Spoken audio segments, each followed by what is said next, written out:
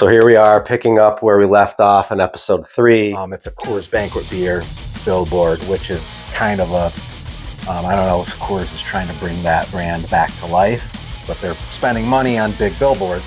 And so it says on the billboard, something to the tune of, this beer isn't bought, it's earned. And it's got like a picture of like a guy who just like, got done pounding iron or work, smelting iron. We got the Coors Banquet.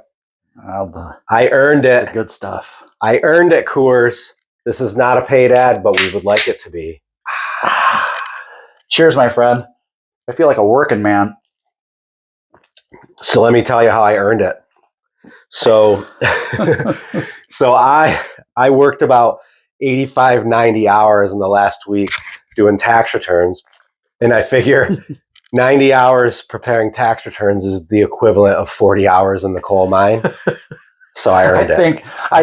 I think that is like the... that's the math. That's the scientific equivalent.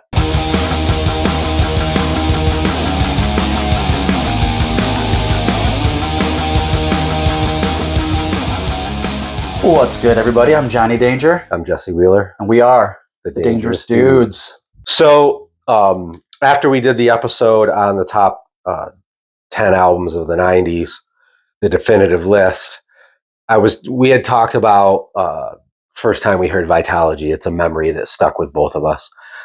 Pearl Jam's our favorite band. And I started thinking about my first experiences with the previous Pearl Jam albums versus I remember being super excited for. And then I was starting to try to remember 10. And I remembered when I first got the 10 CD, I had seen the Alive and Even Flow videos. Those had come out. And so I was a fan of those, but I didn't rush out to get the CD. My neighbors, the Hickey twins, had... I knew that they were getting into the whole Columbia House, BMG record deals. Remember those where you could get like 13 for like, you would actually tape a penny to the thing and they would send you got to pick them. But then the fine print was that you had to buy full price, like 20 of them. And back then, full price for a CD was like $20. It was no joke. Yeah. So, and they were like 15 or 16. They didn't have the money for that. So I go over to their house in their bedroom, and they have like hundreds of new CDs. They had done the deal like a bunch of times. So there was no limit on to how many times they were doing it under different names, like their dad's name, their mom's name. There was Columbia House, BMG. And I'm like, holy crap. And so that's the story with 10 is they gave me, we got an extra one of these Pearl Jam CDs. Do you want it? And I was like, yeah, I'll take it. And I went home and listened to it. And it obviously changed my life. We can talk about that. Is this in 92? It would have been right when it came out. Well, it came out, didn't it come out late 91? 91. This would have been in 92. The videos were out. It exploded in the spring, summer of 92, yeah. But these guys, I'm like, do you realize how many of these you have to buy? And they're like, what? What are you talking about? We just thought, I'm like, they're not just going to give you 13 CDs for a penny. You've committed to buy all these. So they're like, wow, what are they going to do? Like you're going to get in trouble for this. And their mom found out that they did it. They got in trouble, but their mom called Columbia House and said, oh my God, you sent these CDs to 16-year-old boys. There's no way they can pay for them. And she made all these threats and they didn't have to buy any. They got to keep them all. So they have this amazing CD collection at this point, envy of the neighborhood. So Mama Hickey steps in. She was no joke. She was strict. And so like if she yelled at me, I would have been like, okay, you don't have to pay for them. But like they like beat the system. But anyways, that's how I got 10 was free through a Columbia House scam. The way it originally worked, because they started it with vinyl, was that you picked the first 12 or so and it was a penny. And then you were subscribing to this service where they would mail you the records.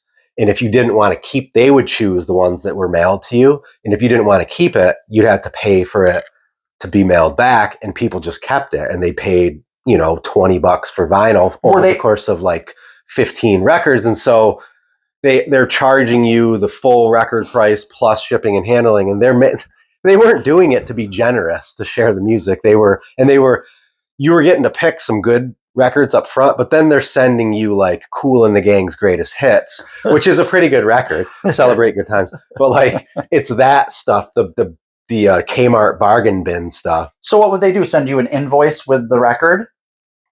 That's a good question, because back in the 70s, it's not like they'd grab your credit card Right. number. Only fancy people had credit cards at that point, I guess. They had to do like the ribbon, print on. Yeah, I'm guessing you got some kind of official bill, and like there's probably like these credit collector stories from the 70s of guys they sent out to collect Columbia House bills. The Columbia House cartel. Yeah.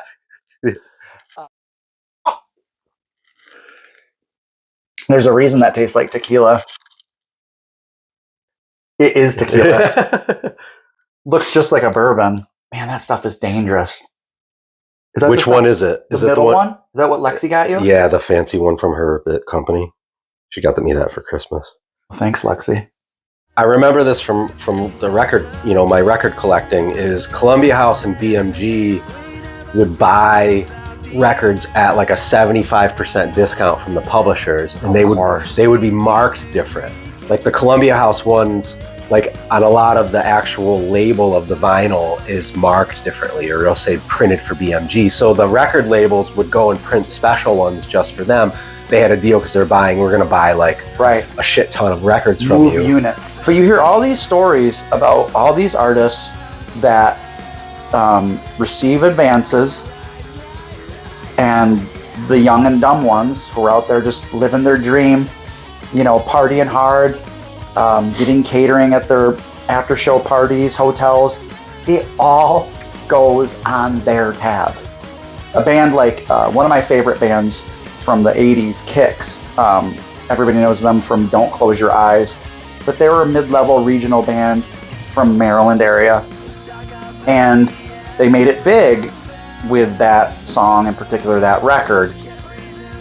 But they had to pay back all the debt they'd accumulated for their first 3 records that didn't do shit. So you see them all the time in heavy rotation on these big tours. They went as an opening act, Kiss, AC/DC, Aerosmith, and then you see them on TV all the time in heavy rotation. You just assume, wow, they've made it. They're doing really well for themselves. And now the guitar player is like the manager of Lowe's. Yeah, Steve Whiteman. Steve Whiteman, the singer, said, "I never made anything more than $500 a week on our per diem and never received a penny from Columbia Records."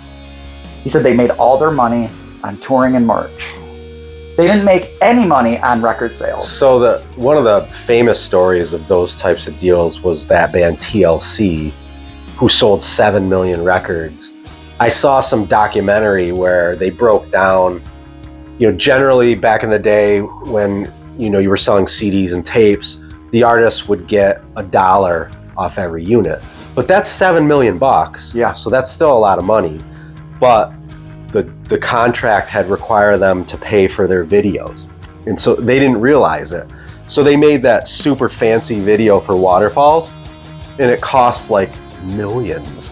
And so they get to the end of whatever period of time, and so they get the tab, and it's like, you guys, didn't really make that much money, because 7 million, but then, several million for videos.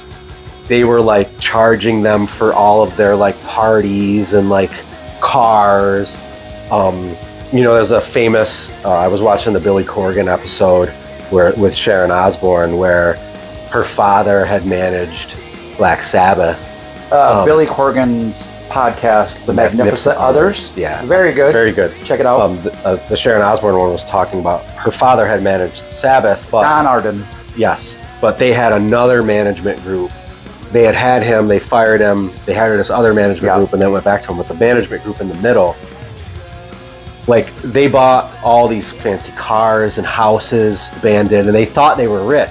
But then when it came time to look at the actual records, these were like drugged out, crazy partiers at the time too. So they actually slowed down for a minute to look at the deal, and it's like the management company owned all of it.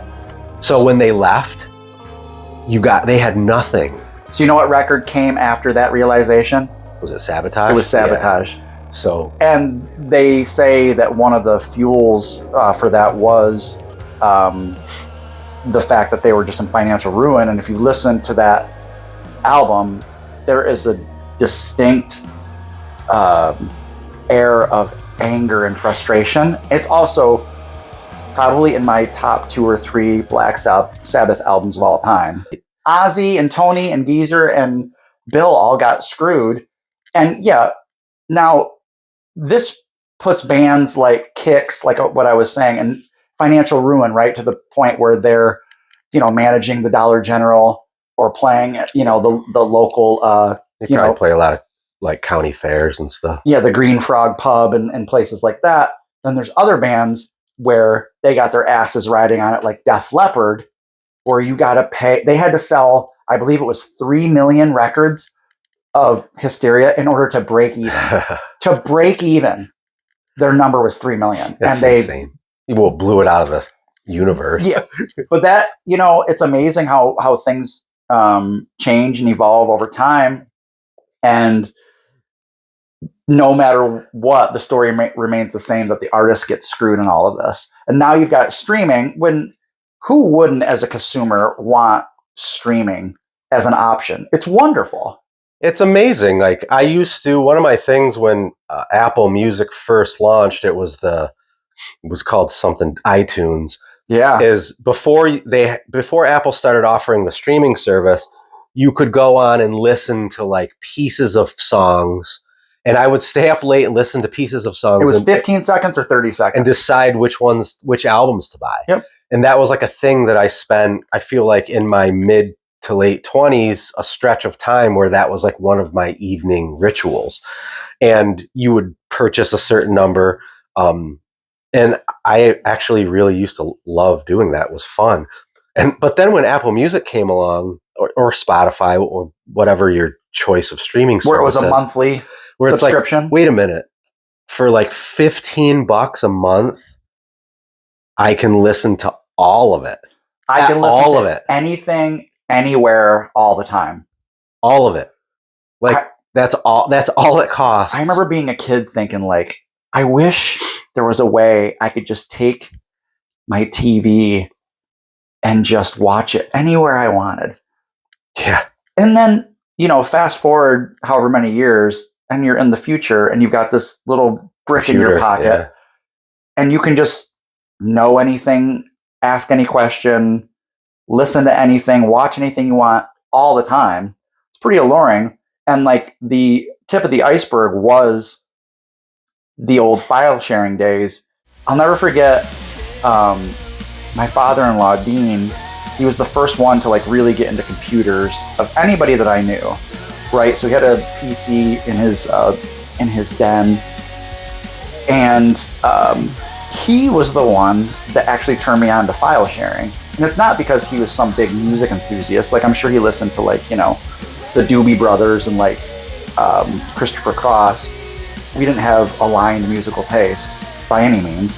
But he said, hey, I could get you anything you wanted. And I didn't even know what that meant. He's like, here, let me show you.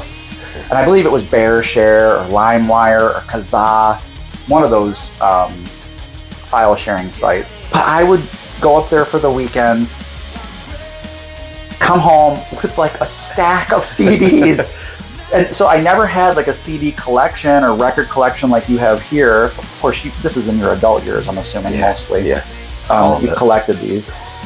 I just had those, circular stacks of CDs. I remember iTunes, and I don't know if you recall, when we first started getting our music, and I think back at that time it would have been Castle Bravo. So that was the mid-2000s. And you had to submit almost like a request to be listed on iTunes. Yeah. It wasn't just this automatic thing where you just put your music on iTunes. You had to be accepted. And it was a big deal to like be able to distribute your music on iTunes. And I don't know if you remember this, but the royalty deal or the revenue share was they keep 33 cents and we kept 67. For downloads. Or right. 66. There was a 1 cent increment there.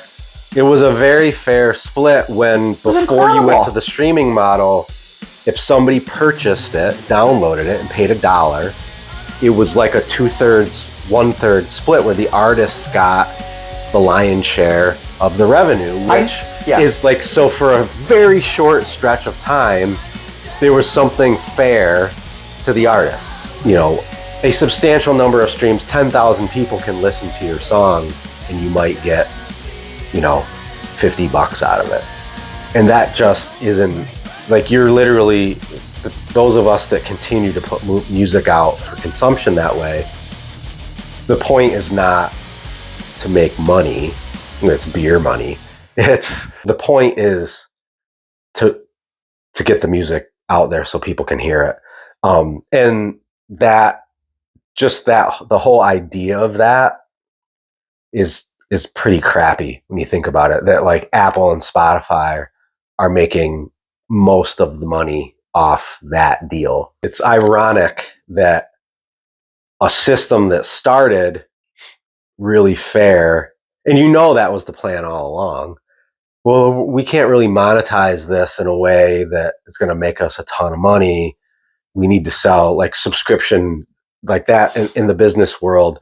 Subscription-based revenue is the thing now, like, because like it's recurring. Like, well, there was a way to corral it at the very beginning, and what happened was the record companies freaked out over Napster. Right. Oh yeah. When what they should have done was think ahead to the future, where if this is available now, what do you think it's going to be like in 2, 3, 5, forget 10, 15, 20 years down the road? Technology advances at such a dizzying rate. It's embarrassing that they didn't see around corners and think like, oh, this might be the way that it is going to be forever. Because it's like fighting the war on dandruff. Like, war on dandruff. You can't do it.